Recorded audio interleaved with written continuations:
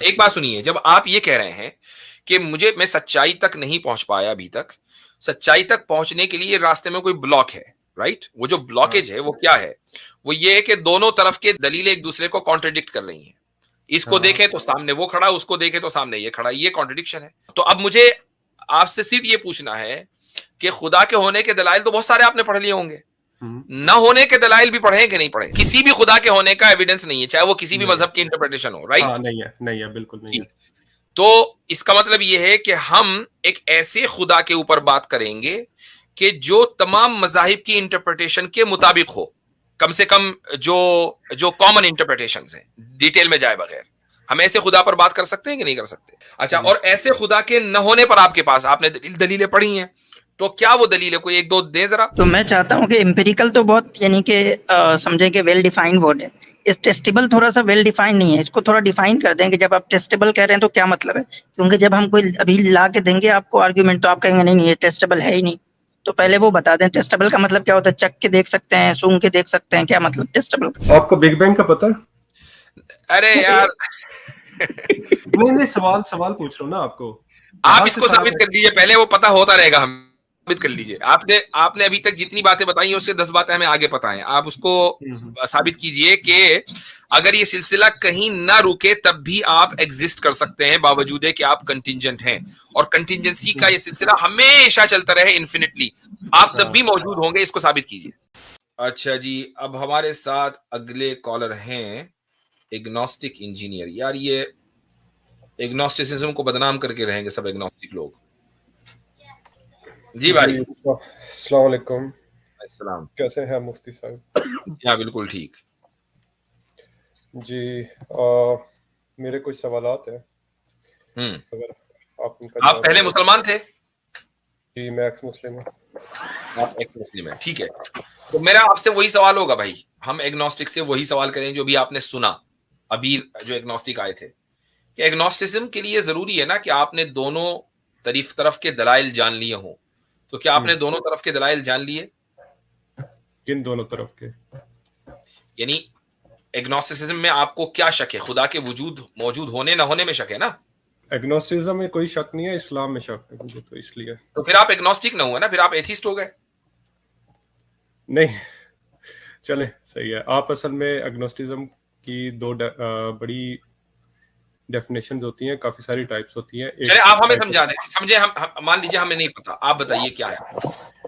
एग्नोस्टिज्म जो होता है उसका मतलब ये होता है, एक वीक एग्नोस्टिज्म होती है जो कि ये व्यू पॉइंट असर्ट करता है कि जो आइडियोलॉजिकल थियोलॉजिकल जो मैटर्स है उनके बारे में जो सच्चाई है वो हमें नहीं पता, ठीक है, लेकिन हो सकता है कि एक दिन हमें पता चल जाए, तो इसको वीक एग्नोस्टिज्म कहते हैं। और स्ट्रॉन्ग एग्नोस्टिज्म इसको कहते हैं कि हमें किसी दिन पता भी नहीं चल सकता कि सच्चाई है क्या, यानी डाइटी यानी गॉड, खुदा, उसके बारे में हमें किसी दिन पता नहीं चल सकता। तो एग्नोस्टिज्म इटसेल्फ एक फिलोसॉफिकल पोजीशन है। तो आप वीक हैं कि स्ट्रांग हैं? मैं वीक एग्नोस्टिक हूँ, अच्छा, वीक एम्पिरिकल है। एग्नोस्टिक। जी, तो इसका मतलब ये है कि सच्चाई आपको पता चल सकती है लेकिन अभी तक पता नहीं चली। अभी नहीं पता चली। अच्छा, सच्चाई अभी तक पता नहीं चली, उसकी वजह ये नहीं। होगी, ये हो सकती है कि आपने मसलन खुदा के मौजूद होने के दलाइल को देखा, कंघाला, और आपको उसके मुकाबले में दलाइल नजर आए जो ज्यादा स्ट्रांग थे। फिर आपने खुदा के न होने के दलाइल को कंघाला, तो जो खुदा के होने के दलाइल थे वो कॉन्ट्रडिक्टरी नजर आए, तो आपको लगा कि यार एट दिस स्टेज मैं सच्चाई तक नहीं पहुंच पाऊंगा। ऐसे ही कुछ है। देखिए, मैं मुसलमान हूं तो मैं इस्लामिक गॉड की बात करूंगा, यानी अल्लाह की बात करूंगा, उसके होने के। मैं उसी की बात कर रहा हूं। आपने दलाइल दोनों तरफ के देख लिए जो एक दूसरे को डिफाई कर रहे हैं। मैंने इस्लाम के दलाइल देखे और उनको देखा, और उसके बाद अपनी पोजीशन को असर्ट तो करा। खुदा के न होने के कोई दलाइल आपने नहीं देखे? खुदा के होने के दलाइल या खुदा के ना होने के दलाइल? हाँ हाँ। एग्नोस्टिक पोजीशन क्या है कि खुदा भाई हो भी सकता एग्नोस्टिक है आप और जब भी नहीं भी बनेंगे हो ना, सकता। एक बात सुनिए, जब आप ये कह रहे हैं कि मैं सच्चाई तक नहीं पहुंच पाया अभी तक, सच्चाई तक पहुंचने के लिए रास्ते में कोई ब्लॉक है, राइट? वो जो ब्लॉकेज है वो क्या है? वो ये है कि दोनों तरफ के दलीलें एक दूसरे को कॉन्ट्रडिक्ट कर रही हैं। इसको देखें तो सामने वो खड़ा, उसको देखें तो सामने ये खड़ा, ये कॉन्ट्रडिक्शन है। तो अब आप, हाँ, तो अब मुझे आपसे सिर्फ ये पूछना है कि खुदा के होने के दलाइल तो बहुत सारे आपने पढ़ लिए होंगे, न होने के दलाइल भी पढ़े कि नहीं पढ़े? ना होने के खिलाफ जो दलाइल है वो पढ़े हैं, हाँ जी पढ़े हैं बिल्कुल। और एक न चीज होने होती के, है, न होने के, एक चीज होती है फिलोसफी में जिसे एक कहते हैं ओक्कम रेजर होता है जी, ओक्कम रेजर होता है। मैं सिर्फ समझना चाह रहा हूं, न होने के दलाइल आपने पढ़े या नहीं पढ़े? मैंने पढ़े हैं, ना होने के दलाइल भी ना पढ़े होने के हैं, दलाइल, होने ठीक के है, दलाइल भी पढ़े हैं। ठीक ठीक। मैं ये पिछली देर से मैं ये पूछ रहा हूं, आप अगर इसका जवाब दे टाइम बच जाता जी।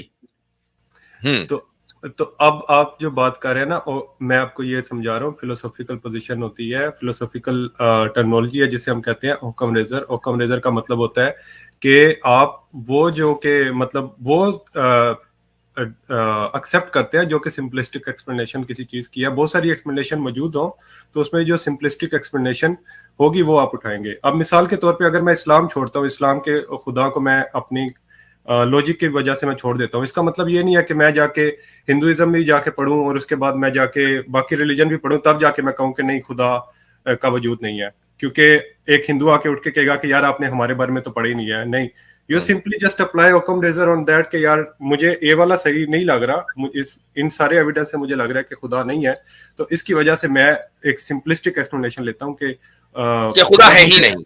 जब नहीं, दिस इज एग्नोस्टिक पोजीशन है कि अगर खुदा है, वीक एग्नोस्टिज्म ये है कि अगर वो खुदा है तो शायद किसी दिन हमें पता चल जाए, कोई सबूत आ जाए तो हम मान लेंगे, अभी नहीं है तो हम नहीं मान भाई अगर अभी नहीं है तो कोई भी खुदा नहीं है ना, अभी कोई एविडेंस नहीं है उसके होने का, अभी उसके किसी भी खुदा के होने का एविडेंस नहीं है, चाहे वो किसी भी मजहब की इंटरप्रिटेशन हो, राइट? हाँ, नहीं है बिल्कुल नहीं है। तो इसका मतलब ये है कि हम एक ऐसे खुदा के ऊपर बात करेंगे कि जो तमाम मजाहिब की इंटरप्रिटेशन के मुताबिक हो, कम से कम जो कॉमन इंटरप्रिटेशंस हैं, डिटेल में जाए बगैर। हम ऐसे खुदा पर बात कर सकते हैं कि नहीं कर सकते? कर सकते हैं। अच्छा, और ऐसे खुदा के न होने पर आपके पास आपने दलीलें पढ़ी हैं, तो क्या वो दलील है? कोई एक दो दे जरा। अच्छा, मैं आपको ऐसे खुदा के होने की दलील, ना होने की कोई दलील दें कि जो जिस पर आम मजाहिब मुत्तफिक हो, जिस इंटरप्रिटेशन पर सारे मजाहिब मुत्तफिक हो। मैंने आम मजाहिब कहा, सारे नहीं कहा। जैसे मसलन क्रिश्चियनिटी, जुडाइज्म, इस्लाम, ये कम से कम इस बात पर जबानी ही तौर से सही, क्रिश्चियनिटी के हवाले से बात कर रहा हूँ, मुत्तफिक है भाई खुदा एक है, ऑल पावरफुल है, ऑल माइटी है, ऑल मर्सीफुल है, ऑल वाइज है, ऑल नोइंग है, वगैरह वगैरह। Talking about Abrahamic God. मैंने आम मजाहिब बोला ना, आम मजाहिब बोला, तो ठीक है। अब इस पर जो है, इसके न होने पर आपके पास अगर कोई दलील हो तो वो दीजिए। हाँ, मेरे पास इसकी दलील ये है कि इसमें एम्पिरिकल एविडेंस जो है वो नहीं है, ठीक है। इसका आर्गुमेंट ये है कि आप किसी एक इंसान के पर्सनल एक्सपीरियंस की बेस पे, उसका जो पर्सनल एक्सपीरियंस हुआ है, उसने आके आपको बात बताई और आपने उसकी बात मान ली और उस खुदा को मान लिया आपने, क्योंकि उसने आके कहा कि मुझे खुदा ने मेरे पे वही नाजिल की है और ये बातें उसने की है और आपने मान लिया। उससे आपने कोई सबूत नहीं मांगा कि क्या है क्या नहीं, उसका कोई प्रूफ नहीं है आपके पास। ठीक, तो आप ये कह रहे हैं कि खुदा के होने के लिए एम्पिरिकल एविडेंस की जरूरत है। यस, ओके, अच्छा, टेस्टेबल एविडेंस की जरूरत है, एम्पिरिकल टेस्टेबल एविडेंस की जरूरत है। चलिए, टेस्टेबल का भी इजाफा कर लें। अच्छा, अब मुझे ये बताइए कि खुदा के होने यानी खुदा को हम देख सकें जब मानेंगे, खुदा को हम टेस्ट कर सकें, मसलन ये है कब इसको टेस्ट कर रहे हैं, बजा बजा के देख रहे हैं कि हाँ ये है मेरे हाथ में कुछ, तब मानेंगे, यानी इस तरह का खुदा आपको चाहिए? मुझे चाहिए वाली बात नहीं है, मुझे एविडेंस चाहिए। एविडेंस क्या है? भाई एविडेंस की बात कर रहा हूं। एग्नोस्टिक साहब, आप गोया ये क्लेम कर रहे हैं कि किसी भी वजूद का, किसी भी एग्जिस्टेंस का जो है वो उसी वक्त इकरार किया जाएगा जबकि वो टेस्टेबल हो, टेस्टेबल एग्जिस्टेंस हो उसकी। यस, ठीक है, यानी गोया के वजूद वही है, सिर्फ ऑब्जर्वेशन की बुनियाद पर टेस्ट करेंगे, ऑब्जर्वेशन के बाद। हाँ, टेस्ट का मतलब कि ये जो साइंटिफिक मेथोडोलॉजी है इनका, ठीक है, इसकी बेस पे जो है आप चीजों को के वजूद को इफर्म करेंगे। अगर कोई चीज उस दायरे से बाहर हो तो गोया कि वो वजूद नहीं है आपके नजदीक, ऐसा ही है ना? हो भी सकती है और नहीं भी हो सकती। तो नहीं, अभी तो आपने कहा, फिर आप ये भी कहें कि खुदा के ताल्लुक से तो आप ये बात नहीं कह रहे। सर खुदा के बारे में तो आप ये कह रहे हैं कि ऐसा दलील चाहिए, ऐसा एविडेंस चाहिए जो टेस्टेबल हो और ऑब्जर्वेशन बेस्ड हो। हाँ तो मान लेंगे ना उसको, जब टेस्टेबल होगा, टेस्ट कर लिया जाएगा तो मान लेंगे। नहीं तो पहले इस पे इससे पहले एग्नोस्टिक साहब इस पे जो है बात होगी कि क्या वजूद जो है वो सिर्फ इसी जो आप बता रहे हैं मेथड, उसी मेथड के अंदर आती है, या वजूद का इस बात इसके बाहर से भी हो सकता है? या तो आप कहें कि नहीं इसके बाहर से भी हो सकता है, तो फिर हम कोई भी फिर दलील ला के दे सकते हैं। फिर आपका ये लिमिट करना कि नहीं ये दलील इसके अंदर की होनी चाहिए, फिर ये दुरुस्त नहीं है। या फिर आप कहें कि नहीं कोई भी जो वजूद होगा वो इसी दलील से साबित होगा। दोनों में से कोई एक बात माने आप। मैंने ये तो नहीं कहा, मैंने कहा कि टेस्टेबल हो, किसी भी तरह टेस्टेबल हो सकता है, जरूरी थोड़ी है कि वो साइंटिफिक। आपने ऑब्जर्वेशन की कैद लगाई, पहले ऑब्जर्वेशन फिर टेस्टेबल आपने कहा था। मैंने ऑब्जर्वेशन की कैप नहीं लगाई, मौलवी साहब ने ऑब्जर्वेशन की बात की है। लेकिन भाई आपने खुद ही कहा एम्पेरिसिज्म। चले सही है, आप टेस्टेबल सिर्फ ले ले, ठीक है, किसी भी तरह टेस्ट नहीं, आप कुछ भी मेरी तरफ गढ़ दे कह रहे चले सही है, आप खुद बोला आपने एम्पेरिकल। अच्छा मैंने मतलब एग्नोस्टिक साहब आपका क्राइटेरिया क्या है ये खुद अभी तक तय नहीं है। नहीं आप बीच पे नहीं बोले, मैं मौलवी साहब से बात कर रहा था, आप बीच नहीं वो भी मौलवी साहब है भाई, वो भी मौलवी साहब है, दोनों फोटो देख के नहीं लग रहा मैं मौलवी साहब नहीं आप है मौलवी साहब, लेकिन ये जरा डेंजरस मौलवी साहब, इसलिए आप उनसे बात नहीं करना चाह रहे। नहीं चले मैं बात उनसे कर लेता हूँ, फिर एक इंसान से बात कर लेता हूँ। आप मुझे बता दे किससे बात करी, मैं उससे बात कर लेता हूँ। हम दोनों ही बात करेंगे, पूरा पैनल यहाँ मौजूद है, आप पैनल से बात करने के लिए आए हैं। चले आप टेस्टेबल, तो आपने एम्पेरिकल का लफ्ज आप वापस ले लिया। नहीं एम्पेरिकल हो या टेस्टेबल हो, इन दोनों में से कोई भी हो, I am okay with that, ठीक है। अच्छा ठीक है, तो जी आसिम भाई आप कुछ कह रहे थे। तो मैं चाहता हूँ कि एम्पेरिकल तो बहुत यानी कि समझे कि वेल डिफाइंड वर्ड है, इस टेस्टेबल थोड़ा सा वेल डिफाइंड नहीं है। इसको थोड़ा डिफाइन कर दें कि जब आप टेस्टेबल कह रहे हैं तो क्या मतलब है, क्योंकि जब हम कोई अभी ला के देंगे आपको आर्ग्यूमेंट तो आप कहेंगे नहीं ये टेस्टेबल है ही नहीं। तो पहले वो बता दें टेस्टेबल का मतलब क्या होता है, चख के देख सकते हैं, सूंघ के देख सकते हैं, क्या मतलब टेस्टेबल का? मैं आपको एक मिसाल देता हूँ इस पे, टेक एग्जांपल के एक साइंटिफिक स्पेकुलेशन है कि एक पैरेलल यूनिवर्स हो सकता है जो कि इन यूनिवर्स को मतलब क्रिएट करता है, पैरेलल यानी मल्टीवर्स की एक कॉन्सेप्ट है। तो अब हम उसको अभी हम मान नहीं रहे, बस इट जस्ट एन स्पेकुलेशन। जब कोई टेस्टेबल एविडेंस आ जाएगा मान लेंगे, जो उसका टेस्टेबल होगा उसी तरह का टेस्टेबल एविडेंस। ओ ये गोया आपका टेस्टेबल एम्पिरिकल ही है और कुछ नहीं है। हाँ यही बात है ना, आपने टेस्टेबल को डिफाइन एम्पेरिकल से कर दिया। नहीं आपने अजर्ट किया ना अभी, क्या नाम है तो भाई आप डिफाइन कर दिए ना कि टेस्टेबल का मतलब मेरे नजदीक ये है। आप कोई एविडेंस जो आपके दिमाग में आर्गुमेंट है आप लेकर आए, मैं फिर बताऊंगा कि वो टेस्टेबल लफ्ज आपका लेकर मैं आऊं, आपने एक लफ्ज इस्तेमाल किया तो यकीनन उस लफ्ज की जो पूरी डेफिनेशन है वो आपके जहन में होगी। जब ये आपने कहा या तो इंपेरिकल हो या टेस्टेबल हो, और टेस्टेबल का लफ्ज आपने बाद में ऐड किया इंपेरिकल के बाद, तो कोई ना कोई उसके पीछे मकसद होगा उस लफ्ज के इस्तेमाल करने का, तो वो आपको पता होना चाहिए ना मेरे भाई। मुझे पता है, लेकिन मैं अभी आपको तो क्या है, नहीं मिसाल नहीं, आप उसको डिफाइन करें, आप उसको डिफाइन करें। वो मिसाल इस पर सादिक नहीं आ रही। आपने कहा कि हम इसलिए नहीं मान रहे मल्टी यूनिवर्स के भी उसको टेस्ट नहीं किया। भाई टेस्ट कैसे करेंगे बताइए, कैसे होगा? एक काम करता हूँ आपको मैं सारा बता देता हूँ कि टेस्टेबल क्या होता है। एक मिनट अभी रुक जाइए, वो आप बताएंगे, अभी रुक जाइए। मल्टीवर्स थ्योरी को आप जब मानेंगे जब उसका टेस्ट हो जाएगा, तो कैसे होगा उसका टेस्ट? क्या आपके नजदीक उसका मेयार है, उसका टेस्ट कैसा होना चाहिए? ये तो साइंसदान नहीं बता सकते, तो मैं कैसे बता सकता हूँ इस वक्त। वाह भाई, यानी आप मानेंगे जब टेस्ट हो जाएगा, लेकिन आप खुद टेस्ट नहीं करेंगे, साइंसदान करेंगे। मैं खुद टेस्ट करूंगा। अभी तो आपने कहा साइंसदान बताएंगे, तो साइंसदान अगर किसी साइंटिस्ट ने, या हो सकता है मैं कल को करके उस चीज को टेस्ट कर लेता हूँ, तो मेरे पास तो यानी साइंसदान की बात नहीं मानेंगे? साइंसदान की बात मानूंगा, हो सकता है मैं की बात मानेंगे ना, एक्सपर्ट की बात मानेंगे, खुद टेस्ट नहीं करेंगे या खुद करेंगे? सुन लेना बात सुन लेना। अब अगर मैं एक लैब में काम कर रहा हूँ, साइंसदान ने मुझे बताया कि रजिस्टर में से इतना करंट गुजारे तो इतना वोल्टेज, या इतना वोल्टेज हो तो इतना करंट गुजरता है, ठीक है। अब साइंसदान ने करके मुझे बताया, मैंने वो टेस्ट कर लिया लैब में, जिस तरह से उसने बताया रिप्रोड्यूसेबल वो चीज है, ठीक है। अब आप खुद टेस्ट करेंगे मल्टीवर्स का? यार अगर कोई साइंसदान आके मुझे बता देगा, हो सकता है कि मैं अगर अपनी लैब में सेटअप कर सकता हूँ मल्टीवर्स का, तो मैं कैसे करेंगे? उसका क्या मेयार आपके नजदीक है वो बताइए। कोई लॉजिक होगा उसके पीछे, क्या लॉजिक करें, कोई रीजन कुछ भी, मतलब यानी इसका मतलब अकली बुनियादों पर आप कर सकते हैं, इंपेरिकल जरूरी नहीं है।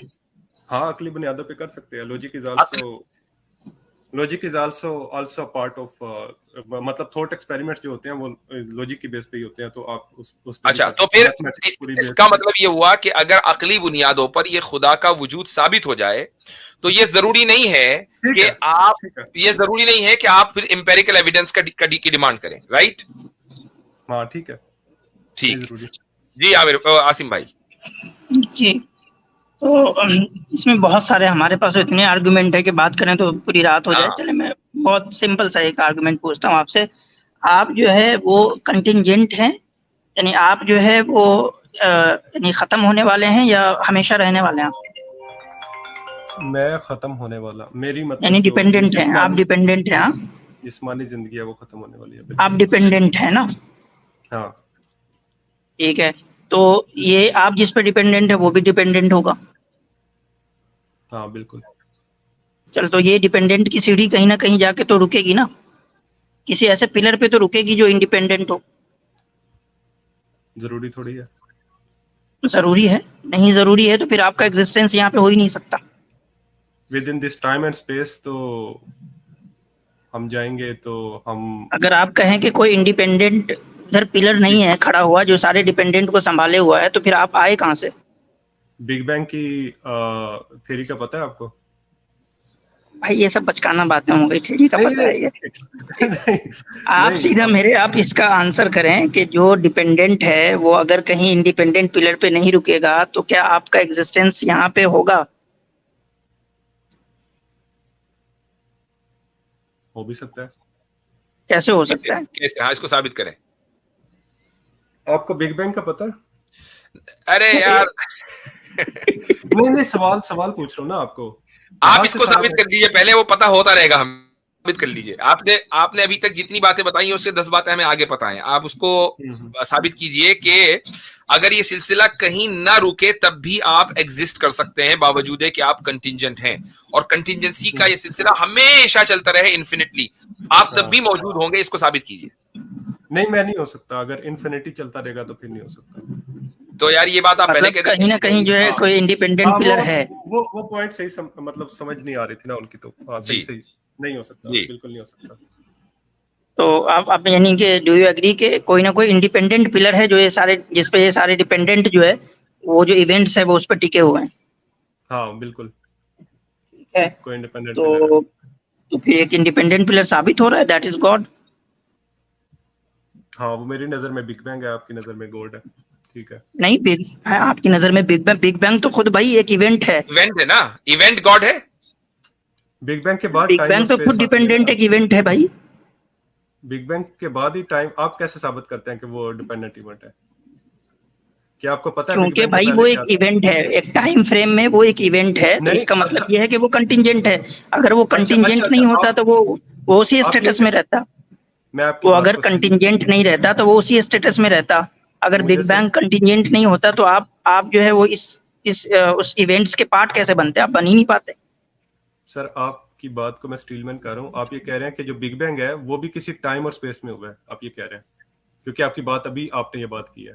नहीं, वो कंटिंजेंट है। बिग बैंग भी जो है वो एक, बात ये हो रही है कि बिग बैंग जो है वो खुद कंटिंजेंट है। अगर वो कंटिंजेंट ना होता या डिपेंडेंट ना होता, इंडिपेंडेंट होता, तो वो कभी चेंज ना होता, उसके अंदर कोई मजीद इजाफा, कमी बेशी कुछ ना होती, वो अपनी जगह रहता।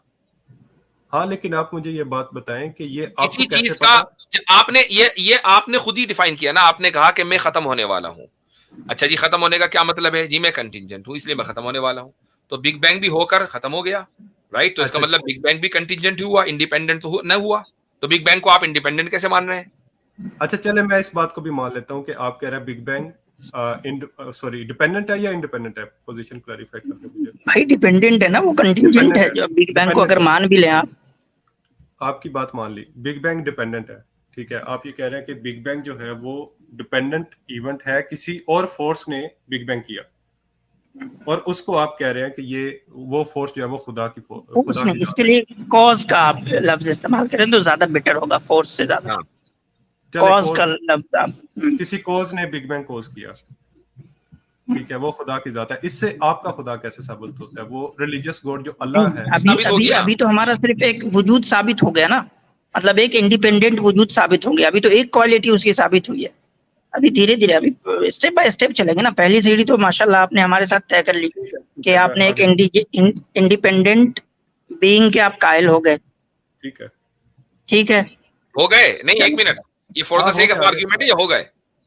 मैं आर्गुमेंट समझना चाह रहा हूँ, ठीक है, मैं बात समझ। तो इसका मतलब अभी नहीं हुआ है, तो आर्ग्यूमेंट समझ लीजिए आगे बढ़ने से पहले। देखिए, जब आप भाई जो मुझे सुन बिग लीजिए, बैंग, जब बिग बैंग आपने खुद मान लिया कि बिग बैंग डिपेंडेंट है, तो उसके पीछे जो कॉज होगा वही इंडिपेंडेंट होगा। तो एक इंडिपेंडेंट कॉज के जिसको हम खुदा कहते हैं, आप उसके वजूद के कायल हैं कि नहीं? किसी कॉन्शियस वजूद के कायल जरूरी नहीं, अभी उसको कॉन्शियसनेस का भी छोड़ दें, अभी सिर्फ एक इंडिपेंडेंट वजूद के कायल हैं कि नहीं। इंडिपेंडेंट कुछ भी हो सकता है भाई, वो बात देखेंगे बाद में, अभी साबित करेंगे। आप इस इंडिपेंडेंट वजूद के एग्जिस्टेंस के कायल हो गए कि नहीं हो गए? क्यों इतना डर लग रहा है? मैं मान गया हूं आपकी बात, ठीक है, कायल हो गया मैं, आगे बढ़े आप। नहीं, for the sake of argument नहीं, आगे तभी बढ़ेंगे। हाँ, आपको अगर कोई शक है या एतराज है तो एतराज कीजिए अभी। क्योंकि मुझे पता नहीं है ना उससे पीछे क्या है, ना किसी साइंसदान को भी नहीं पता कि उससे पीछे भाई क्या है। हम तो क्या की बात, हम कॉन्शियस उसको वजूद को, एक मिनट, साइंस मुझे सुन लीजिए, अभी जो भी आपने कहा ना कि किसी साइंसदान को भी नहीं पता, साइंसदान को कैसे पता चलता है? साइंटिफिक मेथोडोलॉजी से पता चलता है ना। आप तो खुद ही ये मानकर आ रहे हैं कि साइंटिफिक मेथोडोलॉजी का होना जरूरी नहीं है खुदा को जानने के लिए, तो साइंसदान की बात कहां से आई? देखिए, साइंटिफिक मेथोडोलॉजी जो होती है, साइंटिफिक मेथोडोलॉजी के अंदर भी इवन साइंटिफिक मेथोडोलॉजी ऑब्जर्वेशन पे डिपेंड करती है, लेकिन साइंटिफिक स्पेकुलेशन भी कोई चीज होती है जो कि आप लॉजिक से, वो स्पेकुलेशन भी भाई ऑब्जर्वेशन ही के ऊपर कुछ ना कुछ ऑब्जर्व करते हैं, उसके बाद फिर स्पेकुलेट करते हैं। कहीं ना कहीं तो कुछ ऑब्जर्व करेंगे ना, या जहन में एक आइडिया आया बस जड़ दिया, ऐसा तो नहीं होता ना। तो अभी आप थोड़ी देर पहले जो पूरी साइंस इंपेरिसिज्म के ऊपर डिपेंड करती है उसको कहकर आ रहे हैं कि नहीं, इंपेरिकल डाटा की कोई जरूरत नहीं है, अकली बुनियादों पर मैं कबूल कर लूंगा। अब हमने आपको अकली दलील देनी शुरू की, तो आपने कहा कि साइंटिस्ट को क्या पता कि बिग बैंग से पहले क्या था, फिर आप दोबारा साइंटिस्ट पर आ गए। तो ये सर्कुलर रीजनिंग नहीं तो और क्या है भाई?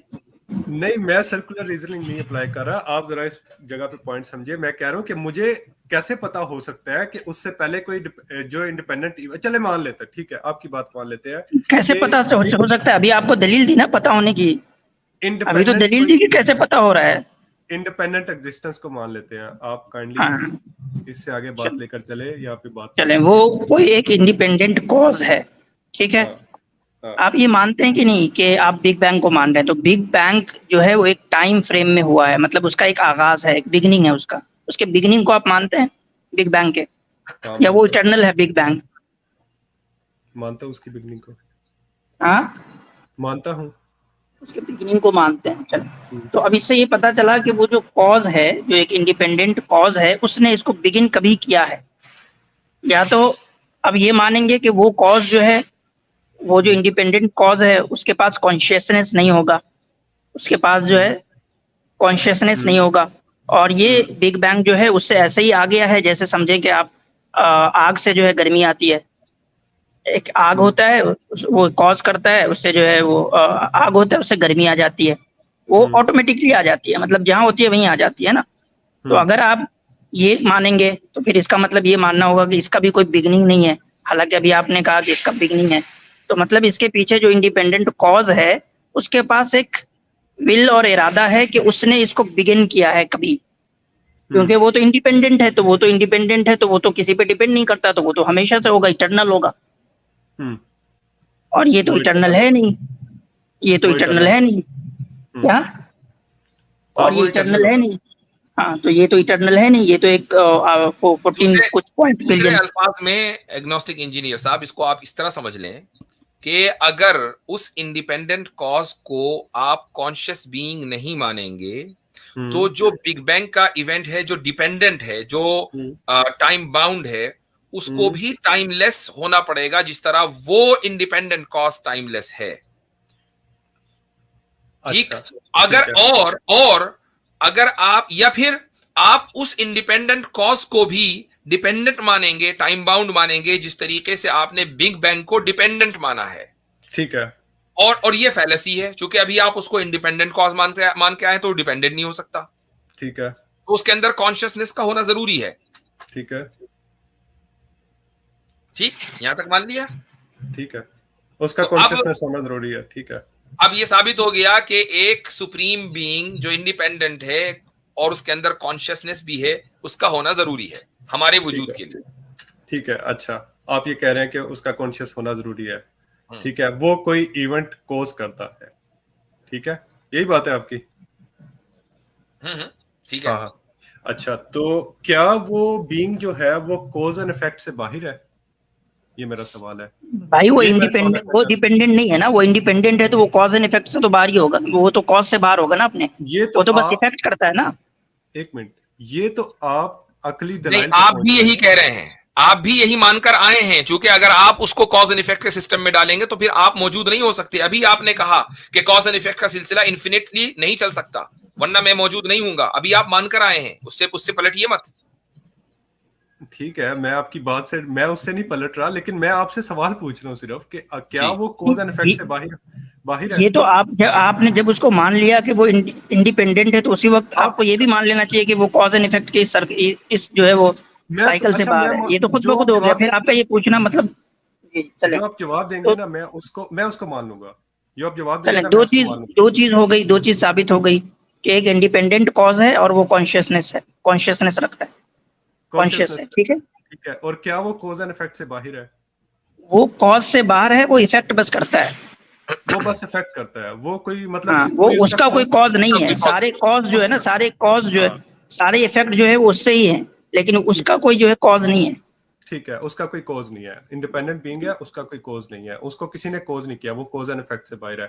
यानी वो कोई भी काम जो कॉज एंड करता है। इफेक्ट नहीं, आप बार बार फैलेसी कर रहे हैं, कॉज एंड इफेक्ट नहीं, वो इफेक्ट करता है, तभी तो हम यहाँ पे हैं। आप उसने जो बता है दें, तख्लीक की, उसने आप जो मुझे है वो बता दें मैं इवेंट। कौन सी फैलेसी कर रहा हूँ, काइंडली मुझे भी थोड़ा पता चले अब कि मैं मैं आपको बार मुझे बार मालूम कह रहा हूँ कि वो कॉज, उसका कोई कॉज नहीं है, वो इफेक्ट करने की ताकत रखता है, ठीक है। उसका कोई कॉज नहीं है लेकिन वो इफेक्ट करने की ताकत रखता है, तो फिर आप उसको कॉज एंड इफेक्ट से बाहर है, कॉज एंड इफेक्ट से आप बाहर है कर। आप मुझे डिफाइन करेंगे कॉज एंड इफेक्ट क्या होता है? अरे यार नहीं नहीं, एक मिनट, मुझे थोड़ी समझ नहीं आ रही ना इनकी बात की कि वो अफेक्ट होता भैया, है सिर्फ, आप cause अपने नहीं माँ बाप के इफेक्ट हैं, आपके माँ बाप आपके कॉज हैं। होता। हाँ हाँ, ये है, दैट्स इट। बिल्कुल सही। बस सिंपल सी बात है ना। हाँ, बिल्कुल सिंपल सी बात है। तो इसका मतलब है कि something happens because of something else, मतलब पहले कुछ हुआ, उसके बाद कोई चीज होती है। ठीक है। अब मुझे एक बात बताएं, आप यहाँ पे मेरा सवाल है, आप मुझे ये बात बताएं कि क्या मैं जब कोई बुरा काम करता हूँ उसके बदले मुझे दोजख मिलेगी? अरे भाई, अब कहाँ कूद के आप जा रहे हैं, नहीं अभी नहीं तो नहीं हम नहीं लोग वजूद है, नहीं, सवाल अभी अरे तो हम अभी लोग खुदा अभी के बात वजूद कर पे रहे बात कर रहे थे। अरे मैं आपके खुदा को अभी मान बात लिया, कर रहे हैं मैं आगाज बात की, करना आप चाह चले रहा गए हूँ। इंतहा पे। अभी तो हम आगाज की बात कर रहे हैं, इंतहा पे कहाँ पहुंच गए? जन्नत मैं दोजख का उस तो इंतहा में मामला है। अरे यार, अच्छा, जी। Just bear with me for एक थोड़ी सी देर के लिए ना, सिर्फ ये बात मुझे समझाए कि मैं कोई थोड़ी काम देर, यानी थोड़ी सी देर के लिए आपको बर्दाश्त करें, ठीक है, कर हाँ, लेंगे। बर्दाश्त करें, बिल्कुल। मैं हाँ बहुत शुक्रिया आपका अगर आप बर्दाश्त कर रहे हैं तो। जी जी जी।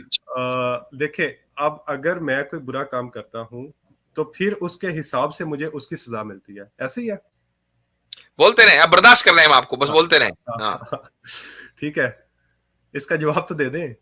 नहीं नहीं, आप बोले फिर जवाब देंगे, क्विज कोई अरे खेल मैंने रहे। आपके सारे सवालों के जवाब दिए हैं, आप काइंडली आप थोड़ा इसका जवाब आप दें मुझे। अपनी बात पूरी रखें, चूंकि अब मामला बर्दाश्त में चल रहा है, अब इससे बाहर नहीं होना चाहिए, बर्दाश्त से बाहर, ठीक है। अब आप चलते रहे। अच्छा, हाँ, अगर मैं कोई काम करता हूं और उसके बदले में मुझे कोई सजा या जजा मिलती है, तो इसका मतलब है कि मेरा जो काम है, यानी कोई खुदा मुझे सजा इस वजह से दे रहा है क्योंकि मेरा काम उसका कोज बन रहा है, उस अफेक्ट का कोज बन रहा है, उस रिजल्ट का कोज बन रहा है। ठीक है, तो खुदा फिर कैसे, जो इस्लामी आपका कोड है, काम उस रिजल्ट का, यानी दोजख में जाने का कॉज बन रहा है, ठीक है। कोज बन रहा है, तो फिर खुदा कोज एंड इफेक्ट से बाहर कैसे? जो ठीक। अल्लाह है, जो हाँ, खुदा की जात है, वो कोज एंड इफेक्ट से बाहर कैसे है? फिर वो सजा अल्लाह को मिल रही है, आपको मिल रही? मुझे मिल रही है। तो फिर आप ही हुए ना अंदर। अल्लाह को काहे को ला रहे हैं हाँ अंदर? हाँ, मैं एक मिसाल देता हूँ ना इस पे। अब मिसाल के तौर हाँ, पे मेरे एक यहाँ पे यानी मैंने, अपने अमल का नतीजा आप भुगत रहे हैं, ठीक। मेरी बात सुन ले, और कह रहे हैं कि अल्लाह ताला कॉज एंड इफेक्ट का हिस्सा हुआ। वाह भाई वाह। मेरे सामने गिलास पड़ा हुआ है, मैंने एक गिलास खाली था मेरे पास, ठीक है, मैंने उसमें पानी भरना शुरू किया, वो भर गया। कॉज क्या था, पानी भरना शुरू किया, इफेक्ट हुआ, ग्लास भर गया। तो अब ग्लास पे इफेक्ट हो रहा है, लेकिन कॉज क्या है, मैं उसको कॉज मतलब जो कॉज है वो कुछ हो रही है, लेकिन कॉज हो रहा है, कुछ हो रहा है।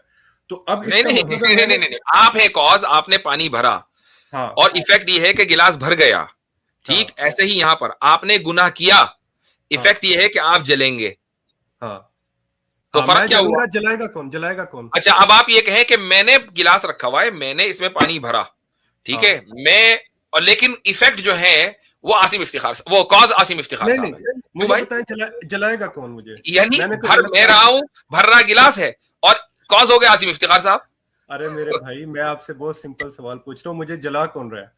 अब उसको ऐसी इसी पानी वाली की मिसाल ले लें। हम्म आपकी टंकी में पानी आ रहा है, ठीक। हम्म अब आपने गिलास टंकी के सामने रखा हम्म और वो पानी भर गया, ठीक है। हम्म तो आप ये कहेंगे कि ये जो वो बैठा हुआ है ना बड़े वाले टंकी के ऊपर, जिसने टंकी बंद नहीं की, मेन जो हम्म वाटर लाइन है, वो हम्म। कॉज है इस गिलास के भरने का।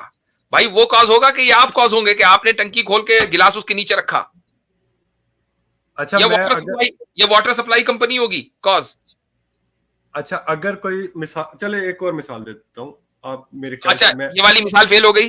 नहीं, फेल नहीं हुई, ये फेल नहीं हुई, असल में आप समझ नहीं पा रहे मेरी मिसाल को, या ये अब उतनी अच्छी मिसाल नहीं है जितनी कि आप हाँ, ये जो यही वाली बात है, ये सेकंड वाली बात ज्यादा सही अब है। अब अगर मेरे सामने चले, मैं एक पुलिस ऑफिसर हूँ और एक मुजरिम है, और वो कोई जुर्म करता है, ठीक है, और मैं उसको जेल में बंद कर देता हूँ, ठीक है। अब जेल में कौन बंद कर रहा है? मैं कर रहा हूँ, लेकिन काम क्या था जिसकी वजह से उसको जेल में बंद किया जा रहा है? वो कॉज थी जिसकी वजह से उसको जेल में बंद किया जा रहा है। उसने कोई गलत काम किया था या उसने चोरी की थी, मैंने उसको जेल में बंद कर दिया, ठीक है। तो अफेक्ट क्या है? अफेक्ट हो रहा है और कोज भी हो रहा है। कौन कर रहा है इसको भी फिलहाल छोड़ दें, बट कोज है और इफेक्ट है। मैं बाउंड हूं कोज और इफेक्ट से, यानी अगर वो कोई गलत काम नहीं करेगा तो मैं उसको जेल में भी बंद नहीं करूंगा। अगर कोई पीछे कोई ये चीज पूछे कि भाई अच्छा, इसको अब जेल में मैं, क्यों बंद किया, अच्छा मैं इस एक मुजरिम सवाल को जेल आपसे, में क्यों बंद यही चलिए रुक जाइए, हालांकि ये मिसाल भी वैसे ही है पानी वाली, बल्कि उससे जरा किया? कम दर्जे की मिसाल है। लेकिन मैं अभी इस मिसाल की फ्लॉस को बयान करने से पहले एक सवाल आपसे ये पूछ लेता हूं कि ये जो इसी मिसाल के ताल्लुक से, एक आदमी ने जुर्म किया, ठीक, और अदालत में केस चला। मुल्क का कानून यह है कि उस आदमी को उस जुर्म की 5 साल सजा होगी, कम से कम मिनिमम 5 साल। अब क्या उसको जज को ये इख्तियार है कि वो उसको सजा न दे, जबकि कानून में लिखा है कि उसकी सजा मिनिमम 5 इयर्स है? जी जज को इख्तियार नहीं है, बिल्कुल नहीं है ना? कानून में। नहीं है। जज मजबूर है, कानून में लिखा हुआ है कि 5 साल की हाँ उसको सजा देगा, ठीक। हाँ, तो खुदा अब मजबूर कानून, नहीं, खुदा मजबूर नहीं है, वो यानी आपको खुदा चाहेगा तो माफ कर देगा, माफ कर देगा मुझे। आपको चाहेगा तो माफ कर देगा, यानी एक गुनहगार को चाहेगा तो माफ कर देगा। वो और ना करे, उसने अपने हाँ ऊपर कोई चीज लाजिम कर ली, वो बात अलग है, लेकिन वो लाजिम कोई किसी ने बाहर से नहीं किया, जज के ऊपर लाजिम हुआ है बाहर से।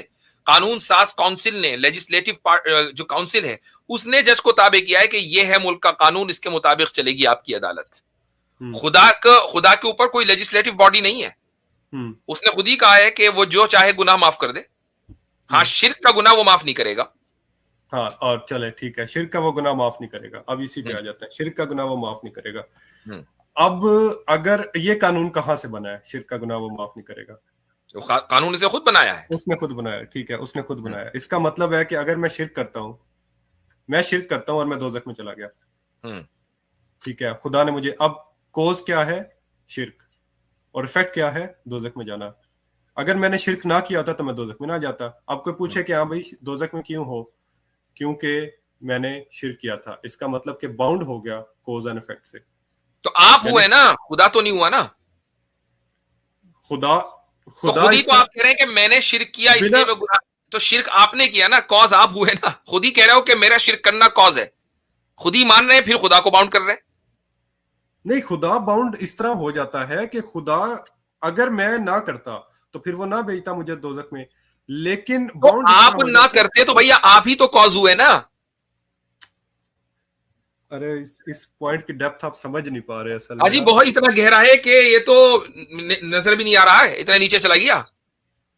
हाँ बिल्कुल ऐसा ही है। तो अब अगर वो मुझे अफेक्ट ये दे रहा है, सजा तो वही दे रहा है ना, अफेक्ट उसकी बेशक कॉज मैं ही हूँ, लेकिन सजा तो वही दे रहा है। कॉज आप है ना, कॉज आप है ना, कॉज मैं हूँ, बस लेकिन सजा तो वही दे रहा है ना। खुदा कॉज ना हुआ ना, कॉज एंड इफेक्ट से बाउंड तो हो गया ना खुदा। कॉज एंड इफेक्ट से बाउंड नहीं हुआ, उसका बनाया हुआ कानून वो ये कहता है कि आप अगर गुनाह करेंगे तो सजा दी जाएगी। ये उसका बनाया हुआ कानून है, उसका बनाया हुआ कानून है, वो खुद नहीं है उसका हिस्सा कॉज एंड इफेक्ट का। अब मैं वापस उधर आ जाता हूं। यहाँ ये तो ये नहीं, बिल्कुल एक बेकार सी गुफ्तगू हुई, चूंकि इसमें आपको बर्दाश्त कर रहे थे आपकी वजह से। असल बात जो है वो ये है कि शुरू में, मुफ्ती साहब, हाँ, शुरू में आपने इस बात को तस्लीम किया कि हम एक ऐसे वजूद के जो कॉन्शियस बीइंग है उसके कायल हैं और जो इंडिपेंडेंट है। अब मुझे एक बात आप बता दीजिए कि उस इंडिपेंडेंट का कोई कॉज है या नहीं है, आप इसको मानते हैं या नहीं? उस इंडिपेंडेंट का कॉज कोई है कि नहीं है? हो भी सकता है, नहीं भी हो सकता। नहीं, ये इतनी गहरी बात ना करें कि हमें नीचे देखना पड़े कि यार गहराई से इस बंदे को निकाले कैसे। हो भी सकता है, नहीं भी हो सकता, क्या मतलब? क्योंकि अगर होगा तो फिर वो इंडिपेंडेंट नहीं होगा ना। आप मान रहे हो इंडिपेंडेंट? चले मैं कह देता हूं कि उसका कोई नहीं है, ठीक है, नहीं है, उसका कह देता हूं नहीं, आपको कहना पड़ेगा, उसके बगैर बात चलेगी कैसे? इंडिपेंडेंट है तो कॉज नहीं है, और डिपेंडेंट है तो कॉज है। जब आपने उस इंडिपेंडेंट कॉन्शियस बीइंग को इंडिपेंडेंट मान लिया तो ये मानना पड़ेगा कि उसका कोई कॉज नहीं है, उसका कोई कॉज नहीं है, ठीक है, बात खत्म। उसी को हम अल्लाह कहते हैं, ठीक है। लेकिन अब वो कॉज एंड इफेक्ट से बाहर तो नहीं हुआ ना फिर। वो कॉज एंड इफेक्ट से बाहर तो नहीं हुआ ना वो। यही सबसे बड़ा आर्गुमेंट है जो कि ये सबसे बड़ा आर्गुमेंट नहीं, ये सबसे बड़ी जहालत है। एक तरफ आप ये कह रहे हैं कि वो इंडिपेंडेंट है, उसका कोई कॉज नहीं है, फिर खुद ही कह रहे हैं कि वो कॉज एंड इफेक्ट से बाहर नहीं हुआ। वाह भाई वाह, वो मुझे सजा दे रहा है इस वजह से क्योंकि मैंने गलत काम किया, ठीक है, ठीक है। तो ये कॉज और इफेक्ट उसके बनाए हुए हैं। आपका गुनाह करना और उसके नतीजे में सजा देना ये खुदा का बनाया हुआ कानून है। वो खुद जिस चीज को उसने बनाया है वो उसका हिस्सा नहीं है, वो उससे बाहर है।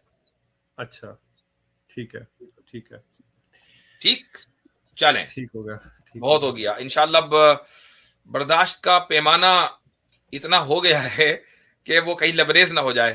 तो फिलहाल अगली मर्तबा आपसे गुफ्तगू करेंगे इंशाअल्लाह। चले, सही है, ओके।